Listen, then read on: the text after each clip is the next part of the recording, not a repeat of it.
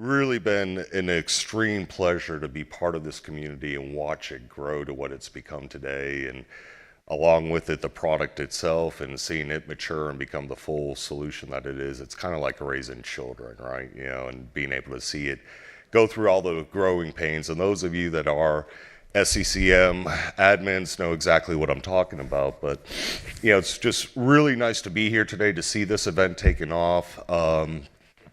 This is a really unique experience for me as well. And I'm trying not to get choked up here, but I've got some really great people in my life that are able to join because of what Catapult's done here today with System Center Universe and being able to broadcast this throughout the country and actually throughout the globe, right? So we're streaming this live over the internet. And, my first public presentation was back in 1998 or 99 at the first MMS event that we held in Newport Beach, California. And I've presented, through user groups and different conferences throughout the country and around the globe for the past 16, 17 years. But my mother has never seen me present until today. And she's joining from Bangkok, Thailand, being able to watch a live stream. So, hi, Mom. Love you. My kid brother's up in Manchester, New Hampshire, also watching. So, hi, Ryan. Glad you're tuning in. Enough of the soft, warm, fuzzy feelings, and let's get to what we're here for. So, just to talk about our agenda, we're going to give you a brief introduction into who Heat Software is. Some of you may recall, back in the day, like Pete was talking about, with Heat as a help desk application, but we've really expanded our entire portfolio through a lot of product acquisitions. Some as recently as last fall with the acquisition of Absolute Software's technology. So I'll talk briefly about Heat and what some of our overarching solutions are, but really what I want to focus on today is how we integrate into SCCM and what we do around patch management, how we can make your lives easier. And actually, the takeaway from this session, what I'd like is for you guys to realize you can actually be the IT hero and go back to your organizations and show them how easy you can integrate third-party patch management into your environment. So I'm not going to spend a whole lot of time. I know we've been running over a little bit, so I'm going to skip through a lot of the deckware and get right into the demo as soon as possible. So if you'll just bear with me, I do have a few that I'm required to go over.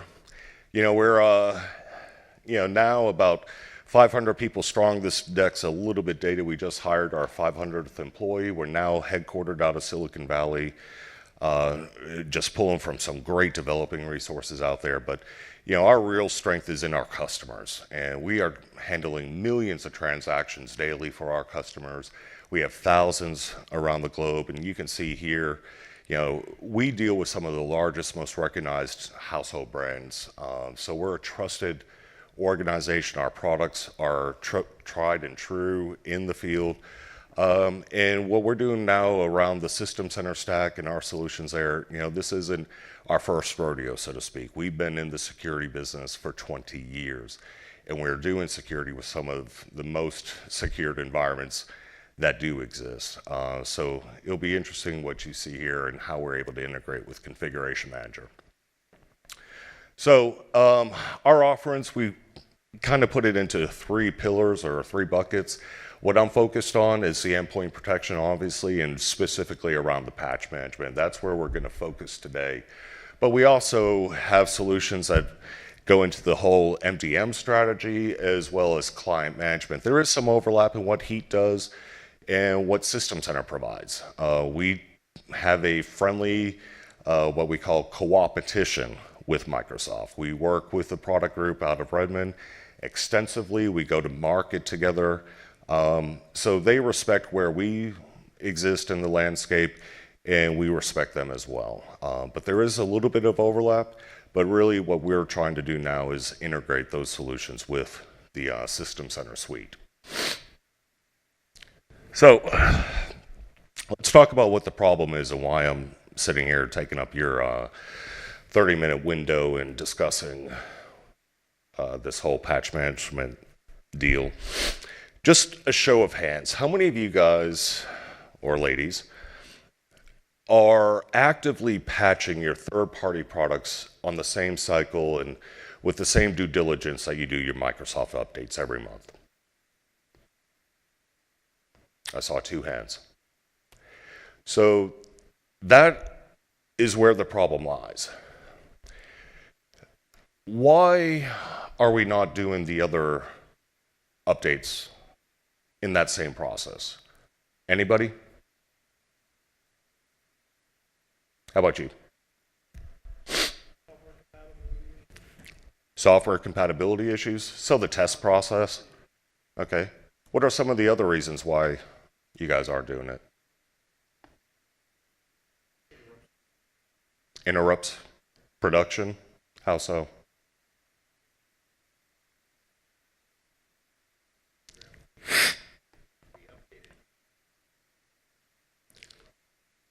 Okay, so scheduling, maintenance windows, all those kinds of things, right? Some of the other things that I hear is, there's no tools or process, in place to be able to do it, not enough resources, human resources available to be able to do it, just not enough hours in the day. And with the frequency that these things are hitting us, it's just overwhelming. But when we look at this, here's the reality of the situation, folks. You are part of these numbers up here. How many of you have had a bank card reissued because of a security breach? Now I'm starting to see hands go up. These threats and vulnerabilities that are taking place today are taking place because we're not doing what we could be doing around patching these vulnerabilities. You can see here, out of all these companies, and this is coming from data as a result of them having to file an insurance claim because they were vulnerable and got attacked and had a data breach. Well, that costs money, and companies insure themselves against that kind of risk and had to file. So this is coming directly from the Verizon vulnerability breach report that you see the link, but 99.9, and these are not the good 3 nines you're looking for, of those data breaches, there was a patch available at least a year or more prior, but it wasn't applied because they didn't have the tools, they didn't have the resources, they were interrupted, by whatever processes. So they're not doing what could be done to protect themselves. And as a result, you, I, the millions represented there, are impacted by that. Look at this a different way. The numbers that you see here in 2013, just short of 10% of the vulnerabilities that occurred during that calendar year were attacking the Microsoft operating system or applications. The other 90% was going after all the third-party applications. The things like the browsers, the PDF readers, the utilities, the paint, all those other applications that are still installed in most corporate environments, but not being patched on a regular cycle. We saw that number drop even more in 2014. It spiked back up this past 2015, but that's a direct result of new operating systems coming out of Redmond. So of course, there's going to be a higher amount of vulnerabilities in that OS, but we're still seeing, between a 10 and 15% attack against the Microsoft applications, but it's really that other 85% or so that's still out there and still vulnerable. And that's where we come into play. So I'm actually going to dump out this just in the interest of time. We're sitting right at 15 minutes, and it'll take me about that to go through my demo here. So let me switch over to my virtual environment. And excuse me one moment. I'm going to grab one of these ice waters. I do want to cover one part of this. This is what we could consider a fairly typical environment. Most of you guys don't have CAS servers anymore, and that's a really good thing because they're, not really required, add a lot of complexity to a typical configuration manager environment. But just for an architectural standpoint, we have our CAS, our primaries, and our software update point. This is, typical how most environments are going about patching their systems today. What does it look like when heat is integrated? You can see here that there's just a simple install that goes on your software update point, and that's the desktop server piece that you see there. And then there's the plugin that goes into the console. So we do have direct integration into your SCCM console, and any remote admin consoles that need to manage our content would also have to have the plugin installed. So from that, what we're talking about is essentially a 12 meg installer. You run through the installer, quick 4 or 5 dialogues, and executing that is the exact same as me clicking this configuration wizard item within the console. So you can see this is your standard SCCM admin console. We have a node that we inject into the console through the installer, and when you're going through that installation process, it's basically just going to prompt you for a few things. If you have a proxy server in your environment, we allow you to specify that proxy server because we do have to connect to the internet. And we provide a list of what links you need to enable if there are any firewall rules or whatever. But basically, cloudapi.heatsoftware.com. Click Next, and then it wants to know where your primary site server is. It goes out there, looks for your software update point. Once I click Next, and you can provide credentials if necessary to be able to authenticate. When you click Next, it makes sure that it can talk to your software update point. And at that point, we're now directly communicating with your WSUS environment through the software update point role in Configuration Manager. Here's where you plug in your serial number. If you guys want to, get with me or stop by the booth. We're happy to give you guys a full catalog 30-day trial, let you guys kick the tires, light the fires, make sure it does what you expect. You just plug in that serial key that our license department gives you, and you're ready to go. Once I click Activate, it goes out to cloudapi.heatsoftware.com, validates the license, registers the product, does the console injection. I'm not going to hit that right now because it'll stop the rest of my demo for you. But at that point, the last dialog that you see is a little tick box that says, do you want to manage products? And that's where you go through and specify which third-party products from our catalog you actually want to start seeing inside of the console and being able to push out. That's the exact same thing as if I come over here. Excuse my sniffles, I'm really having a hard time with the weather here lately. And click Manage Products. So this is where we would spend some of our time. Now, this is where I actually go in and specify which products I want to have managed within my environment. Now, there are some competitive advantages that we have in how we integrate with WSUS, and there's been a known limitation of how many categories of products you can inject into WSUS, and some of our competitive solutions haven't been able to get around that. I'm pleased to announce that we've just worked with the Microsoft product group for the past couple months on this issue and have gotten around that. So you can now inject as many of these software updates that you want into your WSUS environment. There is no longer that 100 category limit for us. So I can come in here and select all these different vendors' products and be able to start seeing their content, their updates in SCCM right next to all my Microsoft updates. Now there's a couple things I want to point out here. Let's say with Adobe, we'll say Flash Player. Here's all the different versions that are supported in our catalog currently.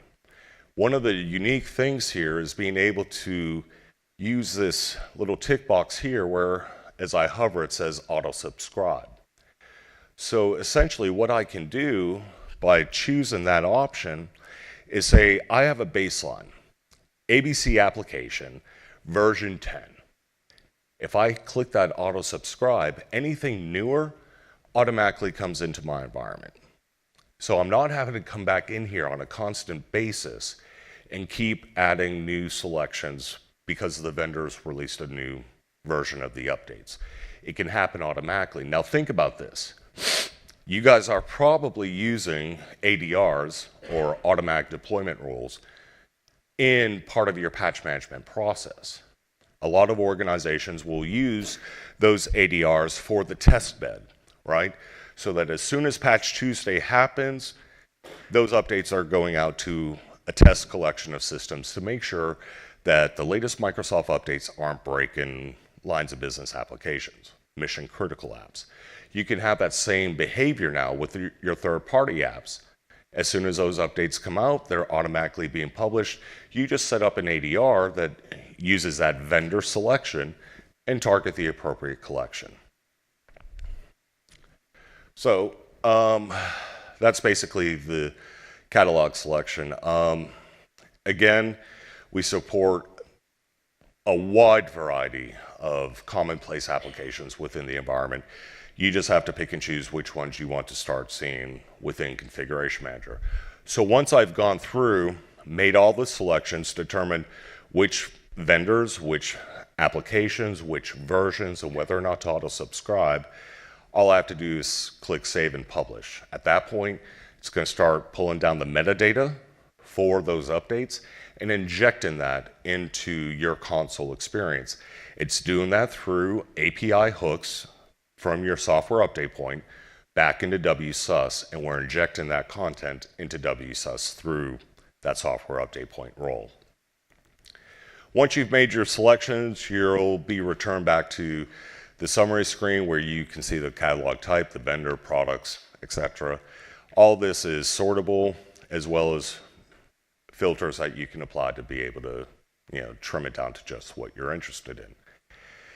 After you've done your catalog selection, that's pretty much it as far as configuration. At that point, you're now back in your SCCM admin role. You're back in that mindset. There's no new skills, there's no new infrastructure. You're not pushing out a separate agent and waiting for all that to come back. We're using all your existing investments in System Center. So one console, the same infrastructure. We'll use those DPs that you have out there. If you're using Adaptiva's one site, we don't care. It's invisible to us. All we do is inject the content into your console. So from that perspective, if I go to Software Library, you can see all software updates, and here's all my Adobe stuff. If I scroll down, here's my Apple stuff. If I scroll down further, there's my Microsoft stuff. So I can come in here, make that mass selection, right-click, download, or go through the deploy wizard. Everything's the exact same. Nothing changes for you guys. It's the exact same process, the same framework, the same infrastructure, the same client, the same console. Nothing has to change. You can go right back today into your environment, download our product, get the trial license, put this on there, and start playing around with it. You have all the same skills. And you saw how difficult that setup was, right? I mean, I really had to just bust my ass there. So it's literally that simple.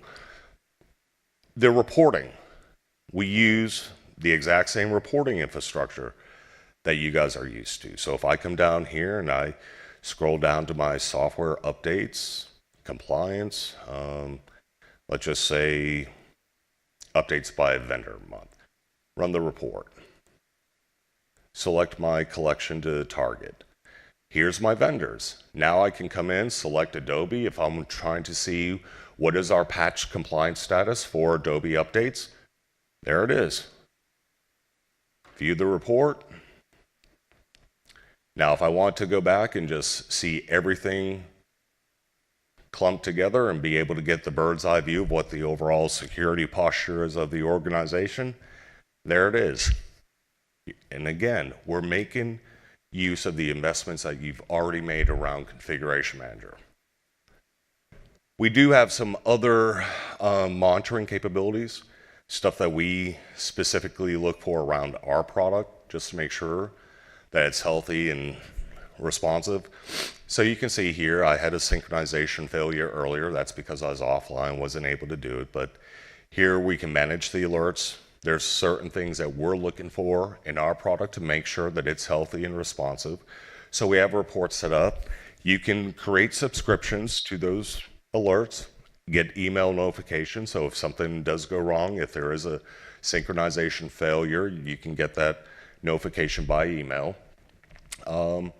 But that's really it as far as the complexity of what we do and what it would take for you guys. So again, once you've gone through that initial setup and made your product selection, at that point you go right back into your old skill sets and what you're doing today. Everything that you're doing around your Microsoft updates, you can now include the third-party products as well. And that's what we're getting at. There's no longer the excuse of not having the tools, not having the resources, not having enough time. Imagine being able to go into your change control meeting, following Patch Tuesday, knowing all the Microsoft updates you have to get approved, but also being able to have on that same change request all the third-party products as well, and having a proven process and framework that you're just now injecting these third-party updates into. So that's my big mic drop, guys. My big sales pitch.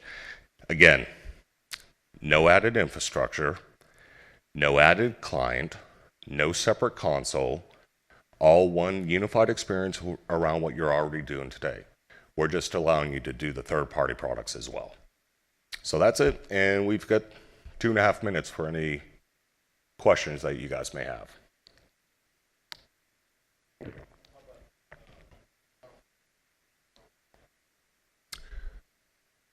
The question was, what about AutoCAD or Autodesk products? I'm actually not sure if that's one that's in our catalog, but a great question. If there's not a product in our catalog, we are able to add those products. We have a couple conditions. Number one, the vendor has to provide at least 2 updates a year. Otherwise, it's just not worth our investment of time and resources. It's frankly not a pain point for you either if they're not updated more frequently than that. Secondly, we have to be able to access the bits for their updates without subscription data. And what I mean by that, some vendors, and this is happening more commonplace on, say, the Linux distribution side for enterprise versions, where you have to provide subscription data to be able to download the updates. If that's the case, we can't touch it, simply because we need to make it available to our entire customer base and to automate that process as much as we can. So if that's part of it, we can't do it. But otherwise, we're more than happy. And in fact, there's several new products in our catalog just since I've joined the company in September, and they're a direct result of customer request. Hey, if you don't have Autodesk in there, I know Autodesk has their own update manager. So are you guys using that, or so if they don't have it, that may actually be why. Perhaps. We have another question in the back, I think. Okay. How's your licensing done? Is it per device? It is per managed device, per year, so it is a subscription, but very economical, to the point where, yeah, it's very economical. Yes? Any additional testing, or you just act as a proxy vendor and our SCCM? That's a great question. So are we just a proxy between the vendor, or do we do anything else? Yes, we do some cleansing of updates. So we will remove browser plugins and those kinds of things, adware, etc., that aren't applicable to the update. And we also wrapper it with what we call our Patch Smart technology that has some very common behavior of installation patterns. So if we know 98% of the customers out there are going to want to push the update with these specific settings, that's how we'll wrapper it. You are able to customize that and change any of the behaviors, and that would be the only time that you would have to use SCUP. We don't require SCUP at all, except if you are changing the defaults of our installation routine. Any compatibility testing that you are running? Yeah, we have a full team that's what they do is test all the updates and make sure with our fingerprinting technology, which is essentially how we ensure that the update is applicable to a system at runtime. So we will go beyond what the vendors do with their custom transforms and MSP behavior, and we'll look at the system, we'll look at the registry, we'll look at the architecture, we'll look at the operating system values, and ensure that we're pushing the right update to the right system at the right time. Thank you. Any other questions? Yes, sir.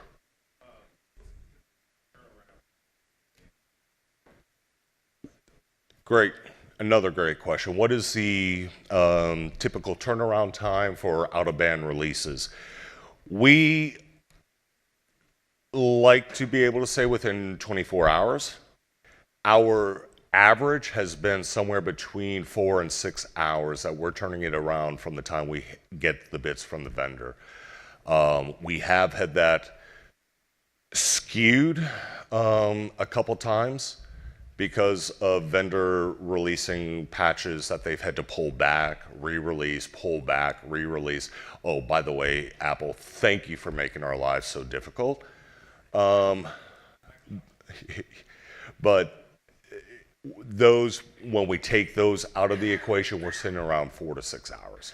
Hey, Duncan, just not to interrupt, if you want to keep talking through here, you're welcome to. I just want to let you know that the keynote with Jeremy Winter is going to start next door in about 2 minutes. So, Right. Thank you. Yep, no worries. Any other questions? If not, I appreciate it. If you do have questions, just don't feel comfortable asking them here. Feel free to stop by the booth. My name's Duncan Macklin, so you could hit me at duncan.macklin@heatsoftware.com as well. And I thank you for your time. Bye, Mom.